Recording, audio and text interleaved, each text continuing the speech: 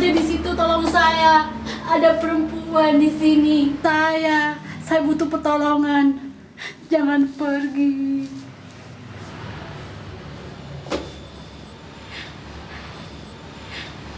Tidak ada yang sudi menolong saya. Tidak ada yang datang. Saya dilupakan. Sudah berapa lama saya di sini? Tidak tahu. Sudah berapa lama saya disiksa macam binatang? 4 dinding ini, hanya 1 jendela di atas sana. Tidak ada perabotan, hanya kardus. Tidak ada selimut. Saya tahu, saya tidak akan selamat jika tidak ada yang sudi menolong saya. Mustahil saya selamat jika tidak ada mukjizat. Mudasir? Kamu Mudasir? Mudasir? Bagaimana cara kamu masuk kamar ini? Mudasir? Kenapa? Kamu tak mengenalku lagi? Saya Atika, istrimu.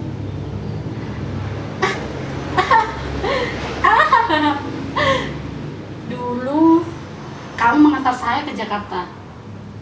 Kita berpisah di Bandara Soekarno-Hatta, Cengkareng. Kamu bercerita di surat. Saat kamu mengantar saya, kamu langsung pulang dan mengurus sawah di kampung. Setahun kemudian, kita berkirim surat. Tapi, sudah musibah itu datang. Surat-suratmu tidak kunjung datang lagi. Jangan pergi, Mudasir. Jangan tinggalkan saya. Apa saya sudah tidak memiliki daya tarik lagi? Dulu, kamu bilang saya cantik. Kecantikan yang alami tanpa gincu dan bedak.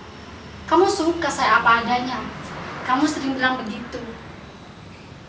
Saya tahu, pingsan ini mungkin membuat wajah saya seperti gombal busuk, bacin, dan tak layak dipandang-pandang. Kamu jujur ya. Tapi Mudasir, kamu menikahi saya lahir batin kan? Kamu tidak hanya menikahi wajah saya kan? Kalau memang benar kamu di sini, tolong saya, keluarkan saya dari sekapan ini. Lalu kita pulang kampung bersama-sama. Tidak perlu melapor kepada polis saja di Raja. Tidak guna melapor kepada Menteri Tenaga Kerja. Kita ini warga negara Indonesia, bukan warga negara Filipina. Beruntunglah nasib mereka yang berasal dari Filipina. Bahkan, presiden mereka pun peduli pada nasib para tenaga kerjanya, terutama yang bekerja di mancanegara. Sedangkan kita, kalau kita banyak uang, kita diperas sampai habis tulang sumsum. Kalau kita kena musibah, kita diabaikan.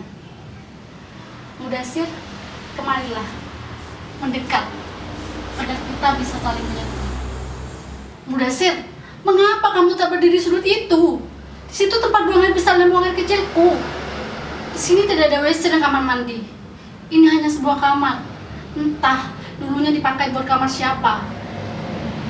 Semenjak di kamar ini, saya tidak bisa berkirim surat. Saya tersiksa, Mudasir. Tersiksa. Mengapa kamu tidak menolong saya? Lihat, bekas-bekas luka di sekujur tubuh saya. Sebelum dijebloskan kamar ini, saya dipukuli. Seluruh anggota majikan ikut memukuli saya. Pipi, dahi, kepala, seluruh anggota tubuh saya jadi bulan-bulanan mereka.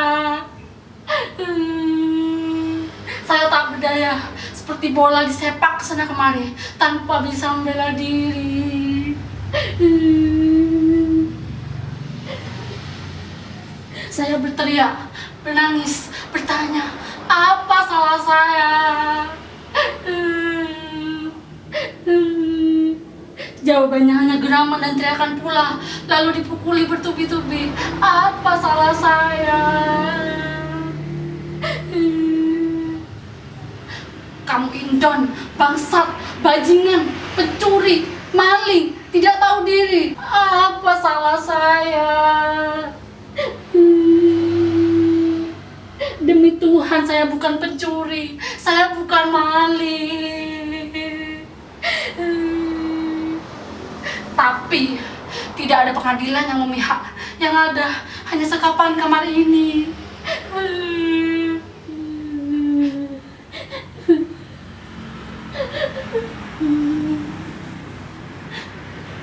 Sudah berapa lama saya di sini?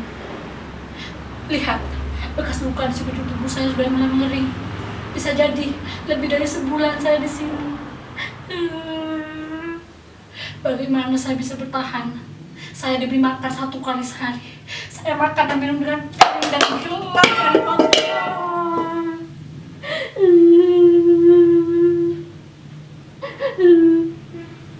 Mudasir, kamu tidak akan pernah bisa membayangkan perlakuan apa yang mereka lakukan terhadap saya. Saya memang pantas disebut anjing. Mana mungkin mereka membela saya? Tentu mereka lebih percaya kepada samanya yang sebangsa, bukan kepada anjing seperti saya. Tapi Mudasir, demi Tuhan saya bukan maling. Saya menerima upah karena saya bekerja. Saya bukan maling.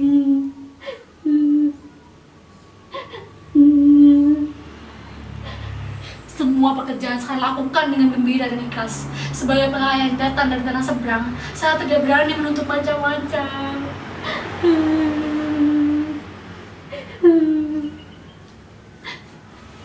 Kamu tahu kan Mudasir, setahun saya menerima gaji. Sebagian saya tabung, sebagian lagi saya kirim ke kampung. Tapi setelah tahun kelima saya bertekad, saya akan membawa pulang sebanyak mungkin ringgit untuk membeli sawah dan modal kita di masa depan. Lalu, pada bulan ke-13, majikan laki saya mendatangi saya. Ia masuk ke kamar dan menutup pintu dengan rapat. Mudasir, saya baru sadar. Barangkali itulah satu-satunya kesalahan saya, menolak hajat majikan. Siksaan memang tidak segera saya alami. Sampai pada bulan ke-16, majikan laki saya mengeluh kehilangan uang. Siapa lagi yang dituduh kalau bukan saya? Pelayan miskin, indon, setara anjing. Lalu, majikan perempuan saya memukul saya. Begitu juga anak laki mereka. Tentu saya diam saja, karena saya tidak sudi mengaku sebagai pencuri. Saya selalu ingat surga dan neraka, dan saya takut hukuman akhirat. Dan saya percaya hukum sebab akibat. Pada bulan ke-16 itulah nasib masa depan saya ditentukan. Anak laki majikan saya mengeluh kehilangan uang. Begitu juga anak perempuan mereka. Lalu majikan laki saya mengeluh kehilangan uang lagi. Dan kali ini jumlahnya lebih banyak. Sayalah itu, kambing hitam yang harus menanggung semua akibat. Saya dipukuli lagi. Dan di hari itu pula lah saya diseret ke dalam kamar ini. Memang aneh, penyiksaan ini sungguh sangat tidak jelas konsepnya. Tapi kenyataan, penyiksaan ini jelas-jelas bukan impian. Saya mengalaminya. Mudasir, mengapa diam saja? Kamu tidak percaya cerita saya? Demi Tuhan, saya bersumpah saya masih suci. Tidak ada orang lain yang berani menyentuh kehormatan saya. Saya sesuci Dewi Sinta. Dan janganlah kamu menjadi Rama yang meragukan kesucian Sinta. Percayalah kepada saya, Mudasir. Percayalah. Mudasir, jangan pergi. Jangan tinggalkan saya. Nyata atau hayalan, saya butuh kamu, Mudasir.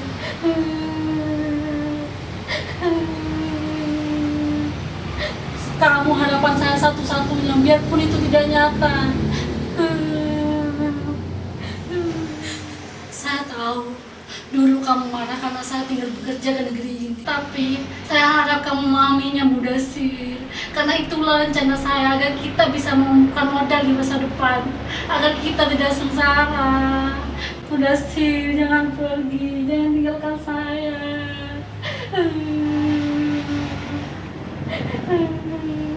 Ya betul, memang menggiurkan, tapi dengan risiko yang sangat besar. Apalagi untuk perempuan semuda saya. Saya tahu, saya sudah menghitung semua risiko. Saya yakin saya bisa menahan setiap godaan. Ajaran agama, nasihat orang tua jadi pegangan, dan terutama ikrar pernikahan kita. Lakon saya terjadi dalam dunia nyata, bukan dalam dunia maya. Saya Atika, Dan saya bukan bintang film. Mudasir, kamu dengar? Ada langkah orang menuju ke sini. Tunggu sebentar. Tolong, tolong, tolong saya. Siapa saja di situ, tolong saya. Ada perempuan di sini. Saya butuh pertolongan. Jangan pergi. Tidak ada yang sudi menolong saya. Tidak ada yang datang. Saya dilupakan. Mudasir, di mana kamu? Mudasir, Mudasir, kamu juga pergi. Semua pergi. Saya sendiri di sini. Bagaimana saya bisa bertahan? Suami saya meninggalkan saya tanpa pesan. Mudasir, jangan pergi, jangan meninggalkan saya. Mudasir, di mana kamu, Mudasir?